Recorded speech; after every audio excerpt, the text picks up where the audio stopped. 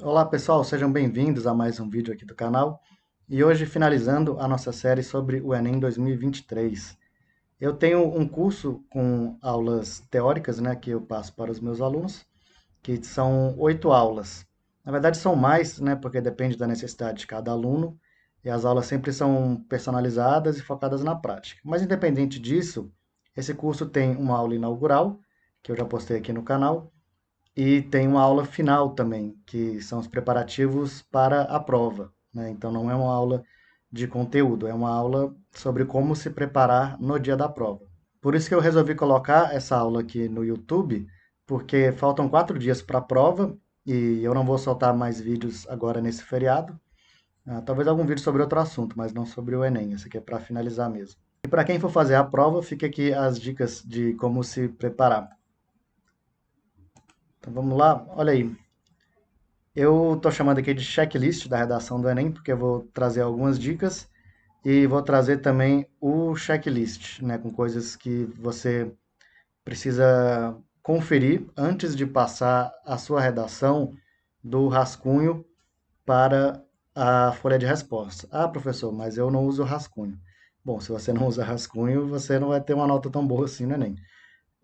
Tem uma outra aula que eu explico como fazer rascunho também. Eu vou dar uma passada geral nisso aqui, porque é importante, né, você saber como fazer rascunho, mas eu não vou focar nisso não, vou focar mais no checklist, que são as situações que eu identifiquei, que são as situações mais perigosas, digamos assim, né, que corre o risco de você não se dar conta, deixar passar alguns erros que existe na redação do Enem e que pode custar uma boa parte da nota, né? Então vamos lá. Se você está vendo essa apresentação de slides, é porque você já estudou bastante e conhece os critérios de correção do Enem. Ou seja, se você não se preparou, essa aula nem vai ser tão útil assim. Mentira, vai sim, né? Se você é da pessoa que gosta do improviso, que gosta da pressão da última hora, isso vai ajudar também, porque é um checklist, né? É para ser bastante prático. Lembrando, é claro, que essa metodologia de resumo e de checklist que eu passo, isso é uma coisa minha, né, que eu elaborei com base na minha experiência, mas pode ser que você consiga a nota 1000 usando outras técnicas, né? O Enem, a redação do Enem não é exatamente uma coisa de decoreba que você tem que copiar algum modelo, né? Mas eu tenho um modelo também, eu passo para os meus alunos um modelo para eles seguirem que eu acredito que vai otimizar essa nota 1000, né? E aqui você vê o gatinho já cansado de estudar, né? Porque a gente está chegando nos finalmente. Para produzir uma redação nota 1000, não basta saber escrever, é preciso fazer o planejamento antes e o checklist depois. Como eu falei, existe um planejamento que você faz na folha de rascunho. Não é um rascunho, né? Não é a primeira versão do texto, é um planejamento de texto mesmo. E além do planejamento, você tem que fazer o checklist quando o texto estiver pronto, para você poder passar ele a limpo. Então, de maneira superficial aqui, o que seria esse planejamento? Listar argumentos. Então, você tem que identificar qual é o tema, né? Na verdade, faltou aqui o número zero da lista, que é identificar o tema geral e o específico, né? O tema e subtema. Daí você vai listar todos os argumentos que você conseguir pensar de como defender esse tema, defender essa tese. E é o máximo que você conseguir mesmo, porque de repente, se você tem um ou dois na ponta da língua assim, pode ser que na hora de escrever você não consiga elaborar tão bem esses argumentos. Então você precisa listar o máximo possível e selecionar aqueles que você vai usar, conforme a relevância que você acha que ele tem para você, para o seu texto, para principalmente para a tese que você quer defender.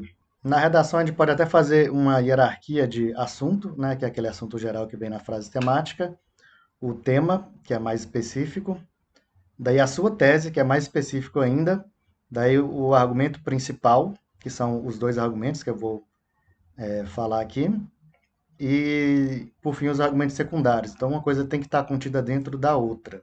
Elas não podem ser coisas separadas, caso você queira a nota 1000. Tese, argumento central e argumento secundário não podem ser coisas independentes, tem que estar um dentro do outro. Em terceiro lugar, expandir os argumentos, porque você vai ter selecionado dois argumentos, né? Eu recomendo que sejam dois. E daí você vai pegar cada um deles e transformar num parágrafo. Então você vai expandir ele através dos argumentos secundários, que são aquelas informações que explicam ou justificam o argumento selecionado, o argumento principal.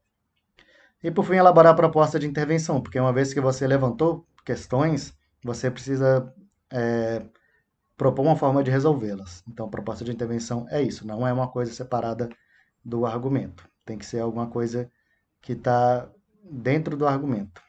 Bom, em resumo, é isso que é o que eu chamo de planejamento. Após o planejamento, você vai fazer um checklist, ou melhor, você vai escrever a sua redação e daí você vai passar por esse checklist de o que que não pode faltar de jeito nenhum na sua redação. Então, número um, né, como a gente está falando primeiro de competência 1, gramática e ortografia, você precisa conferir se há erros de concordância, porque esse é o erro que eu mais vejo, né, de concordância, tanto nas aulas de redação quanto na revisão de texto, o erro que eu mais vejo é concordância. E se há erros de paralelismo, acontece bastante também, mas é debatível dentro da gramática, dentro da comunidade acadêmica, quais falhas de paralelismo podem ser consideradas erro ou não. Mas no caso do Enem, ele considera vários casos de paralelismo como erro. Para dar um exemplo, né, porque provavelmente muita gente não vai saber do que eu estou falando, a gente pode colocar aqui como exemplo de concordância. Os gases do efeito estufa são os principais causadores do aquecimento global. Então, sempre que a gente tem um verbo, e aqui o verbo é são, ele precisa ter um sujeito e ele precisa concordar com esse sujeito em número e pessoa, né? Então, o sujeito é os gases do efeito estufa, então é terceira pessoa do plural, então o verbo tem que estar na terceira pessoa do plural, são. E aqui existe também um termo referencial, um termo que faz referência a outro, né? Os principais causadores. Então, os artigo, principais adjetivo e causadores substantivo. Então, todos eles são categorias nominais, são categorias que têm que concordar em número e gênero com aquilo a que ela se refere. Como ele está se referindo aos gases do efeito estufa, masculino plural, então tem que fazer a concordância aqui. Isso aqui é um exemplo muito básico de concordância, só que normalmente as pessoas pecam por fazer orações complexas. Então, quanto mais complexa a oração, mais difícil de você acertar a concordância. Só que você não vai errar a concordância se você tiver atenção. Então, vai ter que reler mesmo e identificar cada verbo e depois identificar o sujeito dele e identificar esses termos que fazem referência. E quanto ao paralelismo, que tem um exemplo de paralelismo, né? É preciso levar em conta os riscos para a população de baixa renda e os impactos na educação. Esse é um tipo de paralelismo, né, que é usar o mesmo determinante para diferentes elementos de uma lista. Então, estou listando coisas. Riscos para a população de baixa renda é uma coisa, impactos na educação é outra coisa. Então, precisa haver um paralelismo morfológico entre eles, né? Se tem o artigo os no primeiro elemento, no segundo elemento tem que ter o artigo os. Se não tiver artigo nenhum, então não tem artigo nenhum lá. É preciso levar em conta riscos para a população de baixa renda e impactos na educação, por exemplo. Determinante ao invés de os poderia ser outro determinante, alguns, por exemplo, né? Então, é preciso no Enem atentar para essas listas que você faz. Quando você faz uma lista, tem que ter o paralelismo morfológico entre os elementos da lista. Então, básico, competência 1, concordância e paralelismo. Na competência 2, é preciso verificar primeiramente, e óbvio, né, o mais importante de toda essa lista hoje, é verificar se você abordou o tema geral específico. Então, a primeira coisa que você vai fazer é identificar dentro da frase temática quais são os dois elementos, o geral e o específico, e na hora de você fazer o seu checklist, verificar se os temas foram abordados satisfatoriamente, o geral e o específico. Isso aqui, né, como eu já comentei, tem uma penalidade muito grande. Eu não lembro quanto é, mas a coisa é de 600 pontos, uma coisa assim.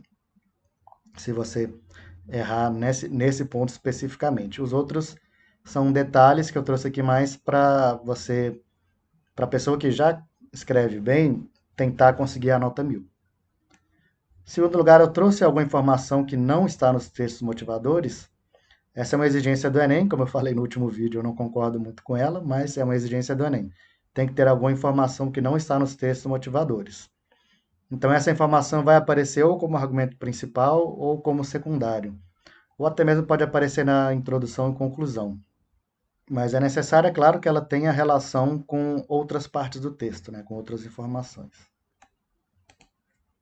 Quanto à competência 3, verificar primeiramente as informações apresentadas na introdução são desenvolvidas no corpo do texto. Então, sempre que a gente faz uma introdução, a gente vai trazer informações ali, ou argumentos, né? Então, o que foi apresentado ali necessariamente tem que ser desenvolvido em outra parte do texto. Então, o que você colocou ali como uma frase, um tópico, uma informação, uma palavra, você vai desenvolver melhor depois, explicando, exemplificando, justificando ou expandindo aquela informação que você trouxe. Em segundo lugar, a proposta de intervenção ataca algum dos problemas que eu mencionei no desenvolvimento. Isso é um erro que, por incrível que pareça, é bastante comum. A pessoa faz uma proposta de intervenção, mas ela não está relacionada com nada que foi exposto anteriormente no texto. Então, qual é o sentido de eu elencar problemas que existem, que eu identifiquei ali, e não propor uma solução para eles, né? Propor uma solução para uma outra questão que está implícita no tema central, mas que não foi abordada em nenhum momento no texto, né? Então, é muito importante verificar se a proposta de intervenção ataca algum dos problemas que eu mencionei ao longo do texto. Quanto à competência 4, os conectivos, né? Eu usei conectivos em todos os parágrafos. Isso é interessante, né? Porque a gente usa os conectivos entre os parágrafos, mas dentro do parágrafo a gente usa entre as frases também. É preciso verificar se todos os parágrafos têm pelo menos um conectivo entre orações.